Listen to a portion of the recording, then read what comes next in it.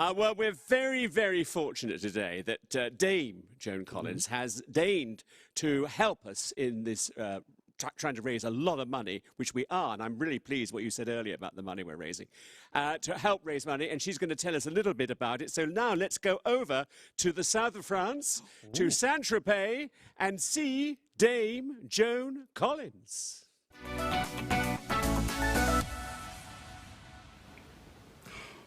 The Prince's Trust hears from hundreds of young people every single day. Everyone has a unique story, but they all have one thing in common. They need a place to go that will give them a future. Right now, across the country, there are young people who haven't discovered the Prince's Trust yet. Young people who feel that they have no future and no hope. They may be victims of abuse or have trouble with the law, struggling with mental health, homeless, unemployed, unemployable. No one to turn to and no one to believe in them. No second chance, no way out. They need a safe place to go, and that is where the Prince's Trust comes in. Of course, the work of the Prince's Trust is best illustrated by the young people. So, we are incredibly lucky to be joined here now by young Ambassador Olivia, who is going to tell her story.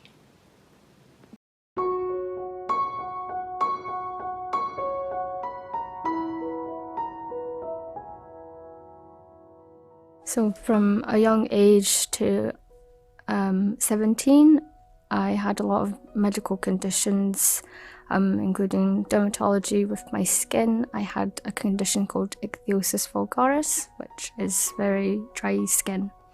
We tried every cream under the sun, every type of treatment, steroid, and nothing seemed to help. I am epileptic, so I was at the neurology clinic for children, and then I had cognitive behavioural therapy, and I was a patient at ENT in Nine Wells having jaw surgery. So school was really difficult for me because I had to juggle a lot of medical appointments as well as essays and exams, and I struggled quite a bit with not also being supported by the school at all. I experienced anxiety and depression at school, and I felt that no one understood or tried to help me in any way. It was quite difficult, but in the end of the day I made the decision to leave and focus on my health. But when I got cognitive behavioural therapy, it helped me a lot. It helped me see things in a different way, in a more positive way, which was a really big thing for me. When my mum was diagnosed with cancer, it was very difficult for us. We did find it very difficult because my dad passed away with cancer as well, so it did bring back a lot of memories. But we've always been a very close, open and supportive family, so we knew that we would be there for each other, so it was a lot easier for us. When I left school, I didn't know what kind of future I would have in the way of my career. I knew that I didn't leave with very much grades, but that wasn't a priority to me, and I accepted the fact that I could never go into education again because it wasn't my priority at the time. My priority was getting better in the way of my mental health. After 3 years of leaving school, I decided I was ready to go back into education and possibly build a career for myself. So I paid for the courses myself because I would have to get the general grades in order to get into a college course.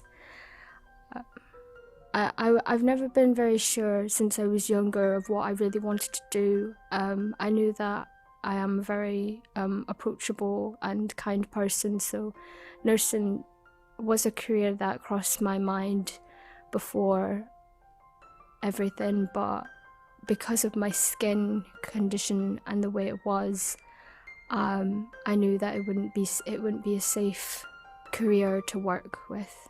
But when I was 17 years old, I had phototherapy, and it completely cured my skin, I guess. My mum actually came across the Princess Trust healthcare course on Facebook, and I didn't think that I would be eligible because I was working part-time, and I also was doing my English and my maths part-time as well at college already. So she convinced me to message them, and I passed through the selection day and got in, and I'm so thankful for her always encouraging me and supporting me to do these things. She never questions me when I do myself. The Princess Trust and NHS course was it was a really good course because it didn't just explore the practical side of nursing. It told you about the psychological side, which I found extremely interesting, and all classes that we had were beneficial, and it was a bit nerve-wracking for me because it was my first time properly going into education again. But I knew that I was supported not just by the college but by the Princess Trust. When I was on my placement, I was supported by the nurses there. It was something I hadn't experienced at school, so it was a very nice feeling. I think the course is a brilliant idea and they should do more of them. When I first went in, I knew that I wanted to work as a nurse, but I originally wanted to work in mental health because of what I went through personally. But I did a placement at Ward 2 in Nine Wells, which is gastroenterology, and I was only there 5 days and I did not want to leave. I just wanted to go back, and it was my first day, and I went home to my mum and I said I want to do adult clinical nursing because it blew me away, and I was so shocked at how quick I would change my mind because I was adamant I was doing mental health. So it was definitely an experience I'll never forget, and it's definitely a course I'll always recommend to anyone who wants to work in healthcare, because it gives you amazing opportunities. I got my approval from my senior charge nurse in December, and I'd only been working there 4 months, and the requirements are you actually have to work as a healthcare for a year before applying to a nursing program, and getting that support 4 months, only 4 months working, was an amazing feeling. And they still say to me that they can see me as a great haematology nurse, and knowing that it wasn't just my senior charge nurse but everybody else on the ward who felt like that was amazing. I know that I have support everywhere around me. I no longer have to feel like I don't have that. So I'm in my second week of starting my HNC care and practice program. It's been amazing so far, and it's only been a week. I'm really excited for my future now, especially after speaking with my senior charge nurse and her saying that she will have a post ready for me available at the haematology team in Dundee for when I become a fully qualified registered nurse. NHS Tayside and the Princess Trust have had a massive impact on my life. They've changed the way I finally see a future for myself, and a career that I'm proud of, and one that I absolutely love, and that was something that wasn't an option for me before. I just want to thank NHS Tayside and the Prince's Trust for continually supporting me and providing me with so many opportunities I never thought I would have.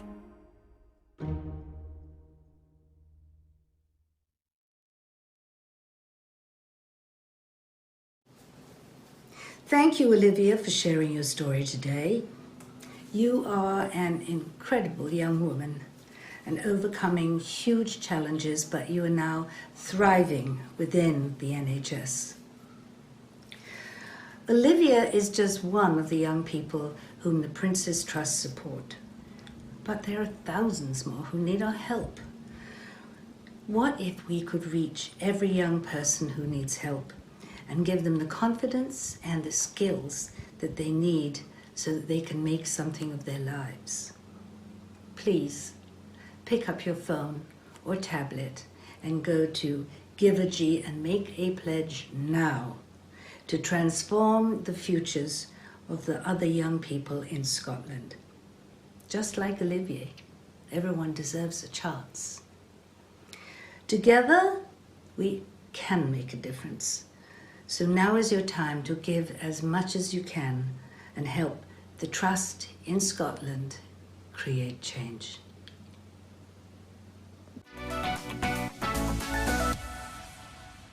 Beautiful, poignant words throughout that. Thank you to Dame Joan Collins at the end there. Everyone can make a difference, and so can you too. Grant, that was really touching, yeah, wasn't very it? powerful to hear. And as is always the case, which is also always a special moment at Lunch with an Old Bag, is when we hear the difference that the Prince's Trust make to these young lives. And it's also wonderful to get Joan Collins involved as well.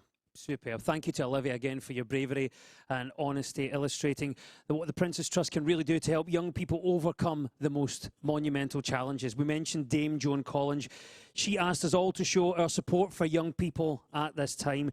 Very challenging times, we know. You can do this right now by going to the Make a Donation tab on Givergy. And please, please give what you can. We know it's a difficult time, but whatever you can give will make such a huge difference. While you're busy doing that, we're going to leave you all for a few minutes, but please, please donate what you can.